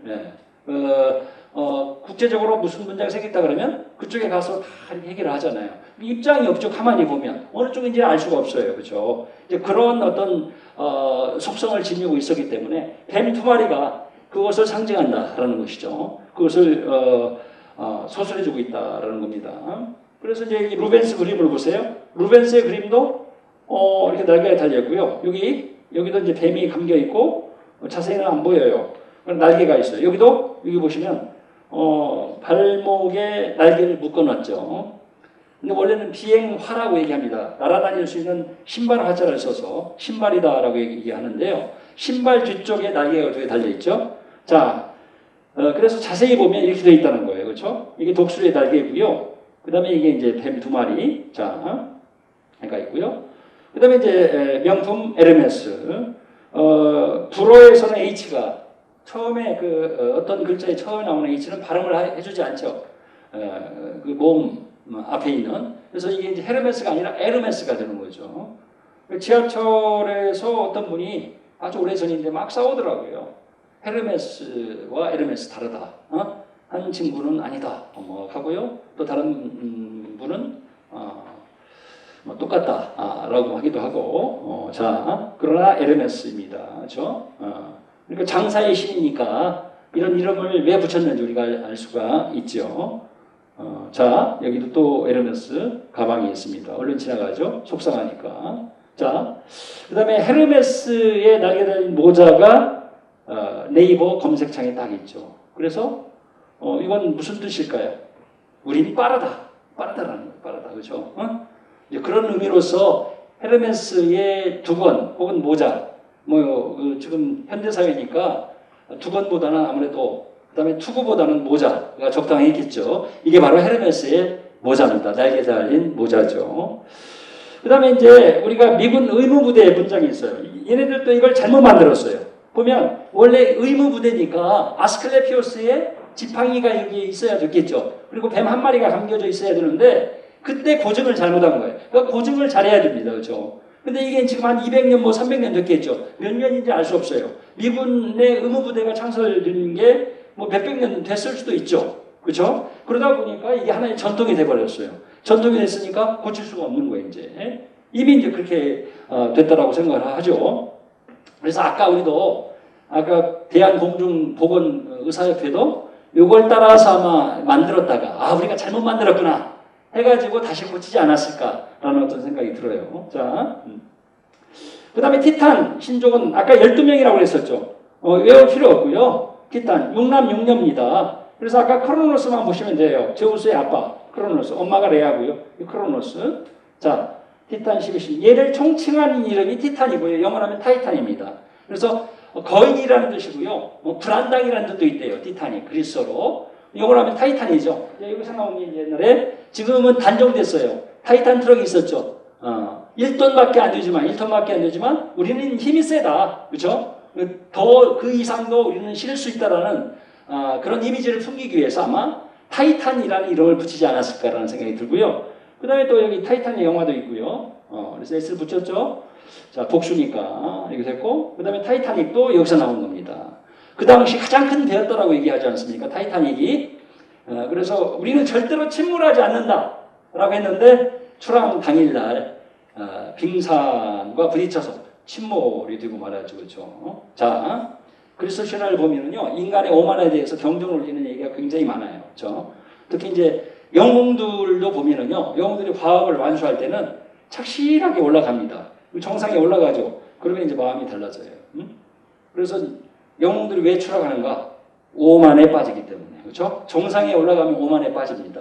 자, 그러는 건데, 하여튼, 이것도 인간의 이제 오만에 대해서 한번 깊이 생각해 볼 수 있는 그런 얘기죠. 자, 여기 영화도 있고요. 자, 그 다음에 이게 지구가 아니라 뭘까요? 이 아틀라스라는 인물인데, 아틀라스가 누굽니까? 바로 제우스의 사촌입니다. 그래서 제우스가 아까 티탄 신조가 싸울 때 뭔가 더 힘이 필요하니까요. 도대체 티탄 신족과 싸우는데 결판이 안 나요. 그래서 우리 편으로 사촌들을 끌어들여야 되겠다 해서 여기저기 돌아다닙니다. 그래서 이제 그 이아페토스의 세 아들이 있었어요. 이아페토스. 그러니까 크로노스의 형제였었죠. 그러니까 이제 크로노스가 막내니까 큰아버지 입벌이 되죠. 제우스로서는 티탄 12신 중에서 이아페토스. 근데 이아페토스에게는 세 아들이 있었어요. 큰아들이 아틀라스예요. 둘째 아들이 프로메테우스입니다. 들어보셨죠? 프로메테우스. 셋째가 에피메테우스입니다. 근데 이제 가서 이제 의중을 떠봤죠. 직접 도와달라고는 할 수 없고. 그랬더니 아틀라스는 힘만 셌지 상황을 잘 몰라요. 정의가 무엇인지도 모르고. 그래서 이제 제우스 편을 들지 않았죠. 그런데 프로메테우스는 이름에 뭐가 들어가 있습니까? 프로가 들어가 있잖아요. 프로였어요. 그렇죠? 그리고 이 프로는요. 무슨 뜻이냐면 먼저라는 거예요. 프로메테우스가 먼저 생각하는 자, 선각자라는 뜻입니다. 그러니까 모든 걸 알았어요. 제우스가 정의의 편이라는 걸 알았고요. 제우스가 승리할 것이라는 사실도 알았죠. 근데 에피메테우스의 에피는 뭐냐면은 후라는 뜻이에요. 나중이라는 뜻이죠. 에필로그 아시죠? 프롤로그, 에필로그. 그 에피입니다. 나중 생각하는 자, 약간 덜 떨어진 애였죠. 그러니까 형이 보기에 프로메테우스가 불쌍하니까 에피메테우스의 손을 잡고 제우스 편에 가담을 하거든요. 그래서 결국 나중에 승리를 합니다. 승리를 한 이후에 이 제우스가요, 아틀라스는 본을 한번 보여줘야 되겠다. 다른 그 티탄 신족들은 원래 누구였습니까? 티탄 12신들이 같이 있었던, 태어나자마자 들어갔던 이 가이아의 몸속에서 가장 깊은 곳 타라타로스에 가둬요. 근데 얘만은 좀 더 중한 벌을 줘야 되겠다 해가지고요, 아틀라스 왜? 너무 괴롭혔어요. 자기를 싸우는 데 있어서 힘이 세가지고. 그래서 이제 얘를 체포한 다음에 어떻게 했느냐, 더 심한 중한 벌을 주죠. 어떤 벌을 줬느냐, 지구가 아니라, 제가 여기다 지구를 쓴 것은 그 얘기를 하기 위해서 제가 썼습니다. 하늘을 떠받치고 있으라는. 그래서 우리가 지금 안전한 것도 아틀라스 때문에, 지금 아틀라스 때문에 안전한 거예요. 그래서 하늘이라는 거 알 수 있는 것은 뭐냐면은 별자리가 다 보여요. 여기 별자리가 아틀라스입니다. 그래서 이제 여기 보세요. 개자리도 있고요. 이쪽 이렇게 다 쌍둥이 자리도 보이고. 자, 아틀라스의 딸들이에요. 딸들도 헤스페리데스라고 그러는데 어떤 그 정원을 지키고 있었죠. 그러니까 이제 그 근처에 아버지가 벌을 받고 있는 그 근처에 살고 있다가 힘드니까 와서 지금 쉬고 있는 겁니다. 자, 그래서 여기서 나온 게 아틀라스 초콜릿이시죠. 아틀라스 초콜릿. 그다음에 이제 여기 조금 더 시간이 흐르니까 이런 형태로 변했고요. 아틀라스. 근데 원래 아틀라스인데 발음을 편하게 해주기 위해서 아트라스라고 한 것이지요. 저것도 이제 에너지바로서의, 왜? 하늘을 떠받치고 있으니까 아틀라스가 이제 힘이 그만큼 셌겠죠. 원래 힘이 센 것으로 정평이 나 있었어요. 아틀라스 자체가. 자, 그래서 이제 초콜릿 이름을 저렇게 이제 붙였겠고요. 그리고 저는 이제 산에 뭐 자주 갑니다만은, 그럼 꼭 초콜릿을 많이 사가지고 이 배낭에 넣어서요, 이게 딱 하나씩 나눠줘 그랬는데, 지금은 저게 또 없어졌나 봐요. 아무리 찾아도 없어요. 안타깝죠, 그렇죠? 네, 자, 저 초콜릿이 없어요. 외로 좀 초콜릿들에게 밀려서 그랬는지 찾아도 없습니다, 그렇죠? 자, 그렇다고 해서 개인적으로 뭐 이렇게 주문할 수도 없고, 예, 자, 그다음에 또 배터리가 있죠, 그렇죠? 자, 그래서 원래 PX가 없었고요. 아틀라스 배터리가 있었고, 제가 어렸을 때 이 배터리가요, 이 트럭 밑에 딱 트럭을 받치고 있는 형국이었어요. 그래서 기가 막히다 또 뭐 이렇게 생각을 했었죠. 그때는 몰랐지만 나중에 생각해 보니까 트럭을 떠받치고 있잖아요. 하늘을 떠받치고 있는 아틀라스처럼. 자, 그 다음에 여기 보시면 고 윤한덕 중앙응급의료센터장이 있었죠. 이국종 교수고요. 그러니까 이제 이 윤한덕 선생님의 그 콜사인이 아틀라스였습니다. 그러니까 이국종 교수가요, 이분이 돌아가시니까 너무나 가슴 아파하면서, 내가 나중에 닥터 헬기를 도입을 하게 되면 1호 닥터 헬기에 너의 이름을 내가 새겨주겠다. 이래서 결국 여기다가 이 아틀라스라는 이름을 새겨줬죠. 그러니까 우리나라의 응급 의료를 아마 온몸으로 이렇게 짊어지고 계셨던 분이 아니었을까. 그러니까 자기도 모르게 그런 이름을 지었는데 아틀라스의 그런 이미지와 딱 들어맞죠. 돌아가시지 않았으면 정말 좋았을 텐데 과로로 쓰러져서 돌아가셨잖아요, 그렇죠? 자, 그리고 닥터 헬기 소생 캠페인이 있는데, 제가 이제 유튜브로 곧 시작을 하셨지만 처음으로 누구한테 챌린지에서 소개를 받아가지고 제가 이 챌린지에 참여를 했었습니다. 그러니까 시간 관계상 이건 뭐 이렇게 보지 않겠어요, 그렇죠? 아틀라스 얘기를 하면서 윤한덕 선생님 얘기를 했습니다만은, 그래서 한번 유튜브 들어보시면은요, 딱 하나가 있어요, 제게. 그래서 김원익 한번 쳐보십시오. 네, 거기 보면 이제 아틀라스 얘기가 나와 있습니다. 제가 제 나름대로 풀이해가지고요, 제가 이제 찍었어요. 뭐. 자, 이게 있고요. 그 다음에 프로메테우스 아시죠? 아까 프로메테우스.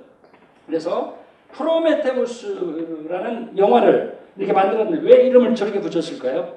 인간 창조와 똑같은 거예요. 그렇죠? 그러니까 인간 창조의 얘기니까. 근데 왜 프로메테우스와 인간 창조와 관계가 있느냐? 자, 제우스가 나중에 권력을 잡은 이후에 아틀라스는 자기를 너무나 힘들게 했기 때문에 하늘을 떠받치고 있으라는 그런 형벌을 주었죠. 근데 프로메테우스는 에피메테우스와 자기를 도와주었죠.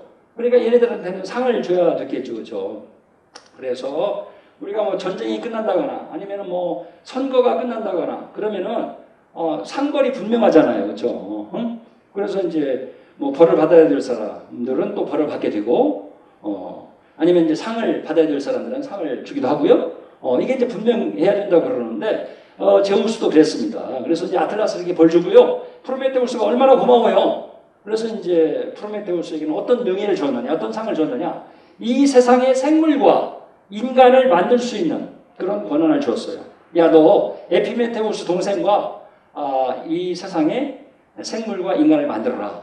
이런 어떤 명예를 주었죠. 그래서 결국 둘이 만들기 시작합니다. 그래서 어떻게 만들었습니까? 에피메테우스가 형을 도와서 이제 만들었는데 프로메테우스가 처음에 진흙을 빚어가지고 생물을 만들어냈대요. 내지는 뭐 동물도 만들어내고요. 자, 그래서 가령 예를 들면 독수리를 진흙을 빚어서 딱 만들어서 이렇게 놓으면은요, 에피메테우스가 그 옆에서 항아리에 어떤 속성이 있었대요. 그래서 각각 동물이나 생물들에게 속성 하나씩을 항아리에서 꺼내서 주었답니다. 그래서 가령 예를 들면 독수리를 만들어내죠, 빚어내죠. 그러면 날카로운 발톱을 주었대요. 그 다음에 이제 프로메테우스가 진흙으로 거북이를 만들어내면요, 딱딱한 등껍질을 주었대요. 이렇게 항아리 안에서 꺼내가지고. 그 다음에 개미를 만들어내면 잘록한 허리를 주었답니다. 그러니까 어떻게 줬는지 나는 뭐 알 수가 없습니다만. 자, 그래서 이렇게 막 주다 보니까요, 마지막에 이제 인간을 만들 때가 되었어요. 그래서 신화를 보면 마지막에 인간을 만들거든요. 근데 이 에피메테우스가 약간 덜 떨어진 애였잖아요. 그러다 보니까 남발을 하다 보니까 항아리를 보니까 쓸만한 게 없어요. 다 나쁜 것들만 남아 있었던 거예요. 그렇죠? 그러니까 이제 인간을 딱 만들었는데 줄 게 없는 거예요. 그래서 이제 울상이 돼가지고 형한테 엄마 이거 어떻게 하냐고 그랬더니 프로메테우스도 난감해하면서 곰곰이 생각하다가 인간에게 불을 훔쳐다 줘야 되겠구나.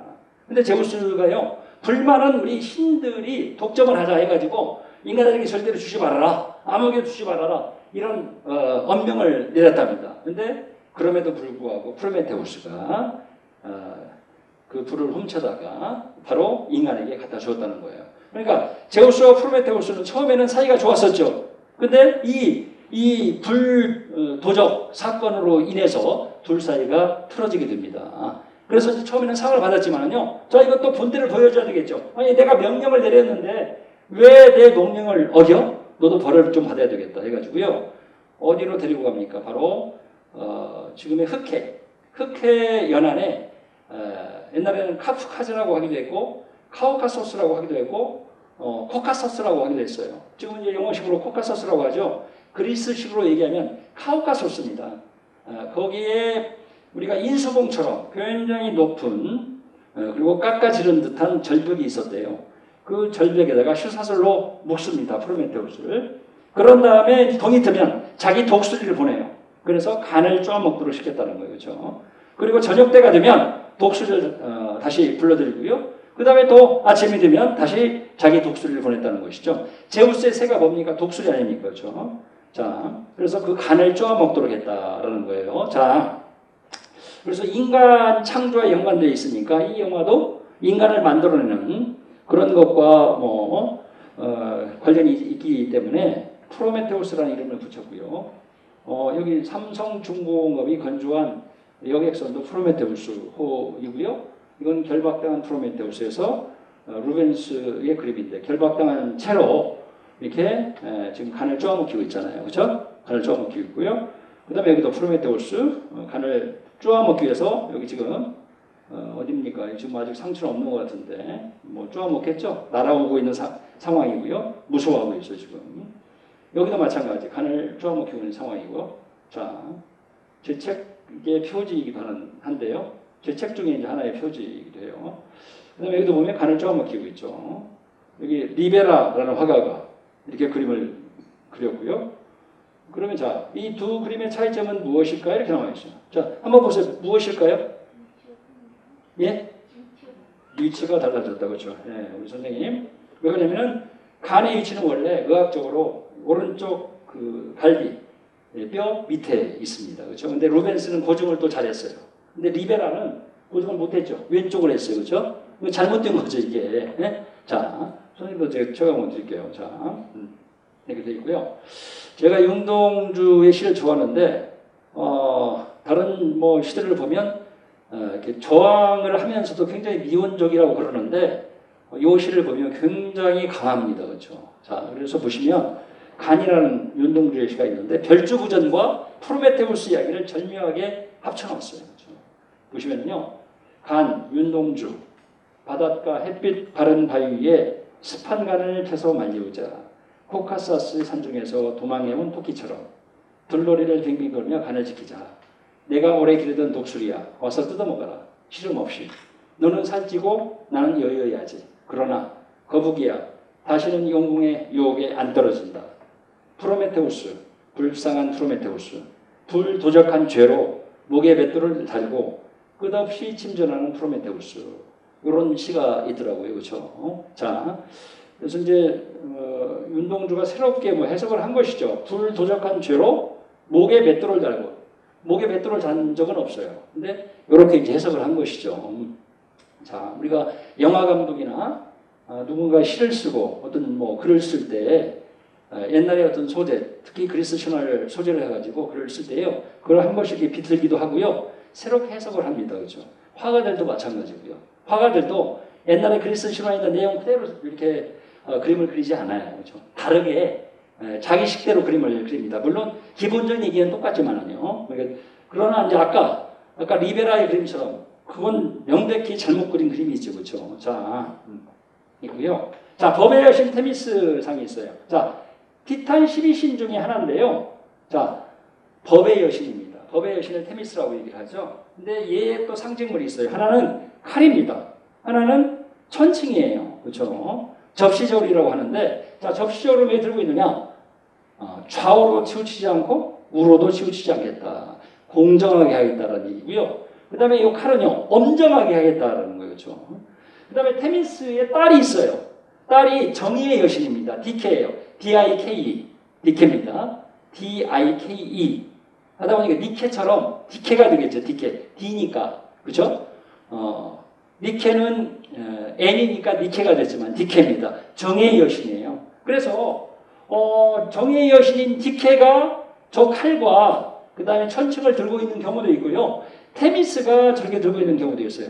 그래서 지금은 법학 전문 대학원으로 다 거의 바뀌었지만, 그런 법대라든지 법학 대학원이라든지 전문 대학원이라든지 이런 데 가보면 그 앞에 저런 상이 있습니다. 그렇죠? 자, 그리고 세종문화회관이 있거든요. 서울에. 거기 변호사회관이 있습니다. 지금 변호사회관이 아니라 변호사회관 건물이라고 그래요. 왜? 서초동으로 다 옮겼거든요. 그 앞에도 테미스 상이 있어요. 똑같아요. 이 칼을 딱 이렇게 들고 있고요. 천칭을 옆에 들고 있습니다. 그래서 대한민국 법원의 이 로고도 보시면은 천칭 들고 있죠. 그 다음에 칼이 있죠. 근데 원래 칼이 있어야 되는데 지금 그 칼이 있어서는 안 되겠죠. 네? 뭐가 있습니까? 법전이 있는 거예요. 그죠? 법전을 들고 있고요. 대법원도 제가 가봤죠. 여기도 천칭이 있고요. 그 다음에 뭐가 있습니까? 법전이에요. 법전. 그렇죠? 삼국시대 여인처럼 이렇게 얼굴이 달라졌고요. 자, 우리식대로 조각을 한 것이죠. 그래서 법원에 가보면 뭐 2층과 1층 사이에 뭐 난간 비슷한 데가 있는데 안으로 이렇게 집어넣어서 저런 형상이 있습니다. 자, 있고요. 여기 이제 폴란드에도 보면 이런 상이 있죠. 근데 눈을 감고 있죠. 자, 눈을 감고 있는데 우리나라의 신문이나 이런 데 보면 법원을 비판하고 막 그럴 때 정의의 여신 혹은 테미스라는 법의 여신이 눈을 감고 있다 이래요. 그러니까 눈을 감고 있다는 건 부정적으로 얘기하는 거 아니겠습니까? 근데 원래 눈을 감고 있습니다. 왜 그러느냐? 눈으로 누군지를 알면 안 되잖아요. 채점을 할 때도 자기 이름을 쓴 부분 그걸 가리고 채점을 보통 하잖아요. 그런 의미에서 긍정적인 의미가 있는데 우리나라에서는 막 이렇게 막 경론을 막 벌이죠. 왜 눈을 감고 있냐? 물론 이제 해석에 따라서 그걸 설명해 주면 뭐 다 이해가 가겠지만 원래는 긍정적인 의미로서 눈을 가리고 있었다라는 것이죠. 이게 누군지 또 왼쪽에 있는 애가 누군지 안 보겠다는 것이죠. 자, 그다음에 이제 트로이의 복마 아시죠? 트로이의 복마. 자, 트로이의 복마를 만들자라고 제안을 한 게 누굴까요? 자, 트로이를요 그리스의 연합군이 가서 그 당시 그리스라는 통일국가가 있었던 게 아닙니다. 아테네 뭐 해가지고 뭐 스파르타 해서 도시국가가 있었고요. 독립국가에 있었죠. 얘네들 똘똘 뭉쳐서 트로이를 치러 간 거예요. 자, 1183척이라고 그러는데 배를 하나씩 17만 다 이렇게 이렇게 선발을 해가지고 예를 들면 그리스군의 총사령관 아가멤논은 100척을 냈어요. 오디세우스는 12척을 내고요. 그래서 이제 200여 척이 모인 거죠. 그래서 이제 트로이에 갔습니다. 근데 트로이 주변에 있었던 트로이의 연합 도시 국가들은 다 점령을 했는데 10년이 되도록 트로이라는 도시 국가는 철옹성이어서 절대로 함락시킬 수가 없었죠. 그러니까 해도 안 되니까 마지막에 10년이 거의 끝나갈 무렵에 누군가가 목마 전술을 펼칩시다. 커다란 목마를 만들어서 거짓 철수로 합시다. 그리고 목마에 정예병사를 숨겨놓읍시다. 그러면 그 목마를 성 안으로 끌고 갈 거 아니에요. 그리고 승리감에 도취돼서 밤새도록 술을 품마시고 그러다가 잠이 들면 목마에 있던 정예병사들이 나와서 문을 열어주면 될 거 아닙니까? 이런 이제 이렇게 전술을 펼치자라고 얘기를 하죠. 누굽니까? 누가 펼치자라고 얘기하죠? 네? 바로 오디세우스입니다. 오디세우스. 자, 그래서 오디세우스에 의해서 목마를 만들죠. 그리고 철수를 해요. 거짓으로. 그러면 정말 거짓으로 철수를 했는데 어디론가 사라져야 되겠죠. 안 보여야 될 거 아닙니까? 왜 안 보였을까요? 바로 트로이 해안에 테네도스라는 꽤 많이 떨어져서 테네도스라는 섬이 있었어요. 섬 뒤에 함대를 다 숨겨놓은 거예요. 그러니까 트로이 해안에서 보면 안 보이죠. 나왔는데 아침에 보니까 엄청나게 큰 목마만 딱 이렇게 해안에 서 있죠. 그리고 그 목마를 놓고 트로이인들이 막 서로 갑론을박을 벌입니다. 이걸 어떻게 할 것인가. 그리스인이 남겨놓은 것이라면 다 불태워야 된다. 이런 파들이 있었고 또 한 판은 보니까 목마 배 위에요. 우리의 무사 귀환을 위해서 아테나 여신에게 바친다는 말이 써 있어요. 그러니까 만약에 이걸 아테나 여신에게 바쳤는데 우리가 불을 태운다 그러면 우리가 벌 받는다. 그래서 성 안으로 가지고 와서 이걸 모셔야 된다. 이런 파가 있었고요. 그래서 결국 계속 싸우다가 결국 성 안으로 가지고 가야 된다라는 파가 우세해서 결국 그 목마를 끌고 성 안으로 가게 되죠. 너무나 커서 성문으로는 들어갈 수가 없어서요. 성벽을 헐고 가져갑니다. 그리고 밤새도록 승리감이 도취가 돼서 술을 마시다가 잠이 들죠. 그러니까 목마에서 이제 한밤중에 새벽녘에 그 정예병사들이 내려옵니다. 그러니까 목마가 얼마나 컸는지는요. 거기서 내려오다가 첫 번째 애가 떨어져서 죽어요. 그렇죠? 떨어져서 줄사다리를 내려놓고 내려오다가 하나가 죽거든요. 발을 헛디뎌서 떨어져서 죽어요. 그러니까 물론 뭐 접시물에도 사람이 빠져 죽는데 1m가 되어서 떨어져서 죽는 경우도 있습니다만은 하여튼 엄청 컸다라는 것이죠. 자, 그래서 트로이가 함락되는데 결정적인 역할을 한 게 이 목마입니다. 그래서 컴퓨터 바이러스 트로이의 목마가 있고요. 또 이것도 있습니다. 그렇죠? 이런 그림도 있고요. 자, 오디세우스의 모험 경로를 보시면, 자, 오디세우스가요 트로이에서 10년 동안 그 전투에 참여를 하죠. 그래서 10년 만에 트로이의 목마를 만들자고 해서 함락을 시키죠. 그러면 다 함락을 시켰으니까 집으로 돌아와야 될 거 아니에요. 근데 다른 장수들은 다 집으로 돌아오는데 오디세우스만은 또 집으로 돌아오다가 포세이돈, 바다의 신 포세이돈의 아들인 폴리페모스라는 인물이 있어요. 눈이 하나밖에 없었는데 그 눈을 못 쓰게 만듭니다. 실수로. 그러니까 이 폴리페모스가 자기 아버지한테 하소연을 해요. 응? 오디세우스 좀 혼내줘라. 하니까 이제 이 포세이돈이 그 전에 이미 신들과 함께 오디세우스는 집으로 돌려보내주자. 다른 그 장수들은 몇은 죽이고 하면서 다 계획을 세웠는데 오디세우스는 거기 안 들어갔었거든요. 이미 합의를 봤는데 아들이 이렇게 이제 요청을 하니까 그래 이 녀석을 돌려보내더라도 빽빽이를 돌리자. 그래서 10년 동안 빽빽이를 돌리거든요. 그러니까 오디세우스는 몇 년 동안 집을 비웁니까? 20년 동안이나 집을 비워요.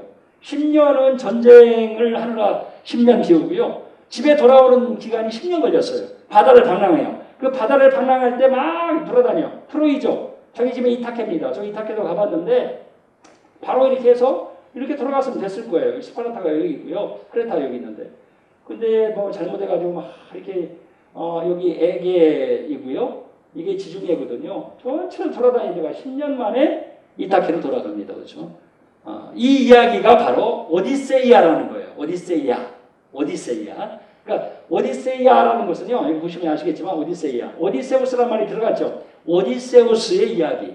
오디세우스의 모험이라는 뜻이에요. 그렇죠? 그러니까 이 10년 동안 얼마나 많은 일을 겪었겠습니까? 그걸 그린 것이고요. 그래서 영어로는 오디세이 혹은 이제 우리말로 쓸 때는 이렇게 시옷을 붙이기도 하고요. 오디세이. 그리고 이제 그리스어로 쓸 때는 이제 알파벳을 쓰면 이렇게 됩니다만은 우리말로 쓸 때도 이걸 제대로 써야 된다 해서 해서 이걸 뒤 아래 뒤라고 했을 때 위 해서 시옷까지 붙여요.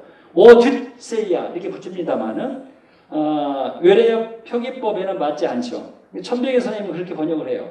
그래야 올바른 번역이다. 이 Y 발음이 그래야 올바른 발음이다. 오뒷세이야 해가지고 얼마나 힘듭니까? 그래서 저는 그렇게 쓰지 않고요. 그냥 오디세이 하는데 이걸 영어식으로 표현을 하니까 오디세이 이렇게 된 거예요.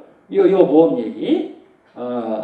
영웅들의 모험 얘기는요. 악당들 해치우고 괴물들 해치우는 거예요. 이름만 달라질 뿐입니다. 그렇죠? 이름이 막 이렇게 테세우스가 만나는 괴물이나 악당들 이름 달라지고요. 그 다음에 오디세우스도 마찬가지로 만나는 뭐 여인이나 아니면 뭐 괴물들 이름이 달라지고 헤라클레스도 많은 괴물들, 악당들 해치우잖아요. 그렇죠? 그런데 하는 일은 똑같습니다. 악당들 해치우는 거예요. 정의의 무슨 뭐 전쟁을 치르는 거죠. 정의의 전쟁. 악당이나 괴물들은 불의입니다. 불의의 대명사로 생각을 해서 그렇게 이제 해석을 하고 있죠. 자, 이게 이제 오디세이인데 그리스 와인 중에 오디세이가 있죠. 왜 오디세이라는 이름을 붙였냐? 모르는 사람이 없어요. 전 세계에 오디세이를 영어식 이름을. 그래서 그리스 와인을 대중화시켜야 되겠다. 글로벌하게 한번 홍보를 해봐야 되겠다 해서 오디세이라는 와인을 굉장히 저렴하죠.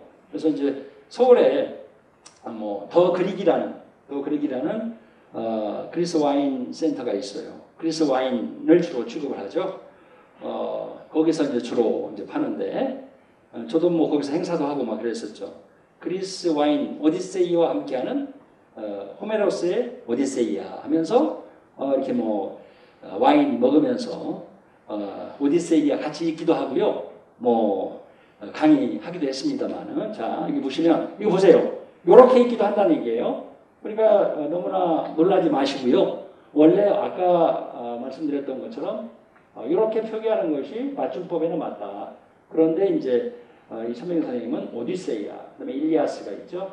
일리어드는 영어식 표현이고요. 자 여기 있고요. 화장품 이름에 오디세이가 있고 남성 화장품 오디세이가 있고요.